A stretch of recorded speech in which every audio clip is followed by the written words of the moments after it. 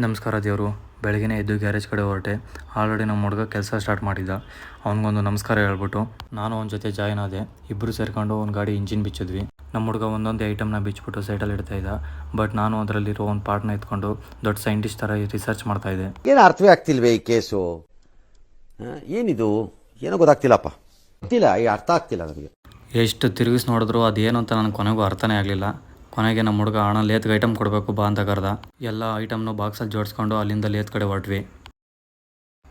ಲೇತಲ್ಲಿ ಎಲ್ಲ ಐಟಮ್ನ ಕೊಟ್ಬಿಟ್ಟು ಅಲ್ಲಿನ ಮಿನ್ಶಿಲ್ ಹಾಕ್ಸ್ಬಿಟ್ಟು ಅಲ್ಲಿಂದ ಗ್ಯಾರೇಜ್ ಕಡೆ ಹೊರಟ್ವಿ. ನಮ್ಮ ಹುಡುಗನಿಗೆ ಗಾಡಿ ಓಡಿಸು ಅಂದರೆ ರೇಸರ್ ಆಗಿಬಿಟ್ಟಿದ್ದ.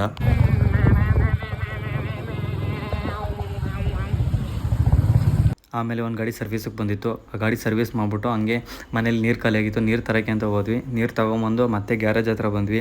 ಗ್ಯಾರೇಜಲ್ಲಿ ನಮ್ಮಿಬ್ಬರು ಫ್ರೆಂಡ್ಸ್ ಬಂದಿದ್ದರು. ಅವ್ರನ್ನ ಮಾತಾಡಿಸ್ಕೊಂಡು ಅವ್ರಿಗೊಂದು ಆಯ್ ಹೇಳ್ಬಿಟ್ಟು ಅಲ್ಲಿಂದ ಮನೆ ಕಡೆಗೆ ಹೊರಟೆ. ಮನೆಗೆ ಬಂದು ಲಾಗಿನ್ ಮಾಡಿ ಕೆಲಸ ಸ್ಟಾರ್ಟ್ ಮಾಡಿದೆ. ಅಷ್ಟೊಳಗಡೆ ನಮ್ಮ ಟಿ ಟಿನೂ ಬಂತು. ಅದನ್ನು ಹಂಗೆ ಪಾರ್ಕ್ ಮಾಡಿ ಹಂಗೆ ಕರೆಂಟ್ ಹೋಗಿತ್ತು. ಟಿ ಟಿಲೇ ಲ್ಯಾಪ್ಟಾಪ್ನ ಚಾರ್ಜ್ ಹಾಕ್ಕೊಂಡು ಅದರಲ್ಲೇ ಕೆಲಸ ಮಾಡ್ಕೊಂಡು ಕೂತಿದ್ದೆ. ಟಿ ಟಿಗೆ ಇನ್ನೊಂದು ಬಾಡಿಗೆ ಇದೆ ಅಂತ ಇನ್ನೊಂದು ಕಡೆ ನಮ್ಮ ಅಣ್ಣ ಟಿ ಟಿನ ಕ್ಲೀನ್ ಮಾಡ್ತಾಯಿದ್ದ. ಅವನ ಜೊತೆ ಮಾತಾಡಿಕೊಂಡು ಅಲ್ಲೇ ಕೆಲಸ ಮಾಡ್ಕೊಂಡು ಕೂತಿದ್ದೆ. ನೈಟ್ ಫುಲ್ಲು ಕರೆಂಟ್ ಬರಲಿಲ್ಲ. ಸೊ ನಾನು ಟಿ ಟಿಲೇ ವರ್ಕ್ ಮಾಡಿಕೊಂಡು ಬೆಳಗ್ಗೆವರೆಗೂ ಅಲ್ಲೇ ಕೂತಿದ್ದೆ.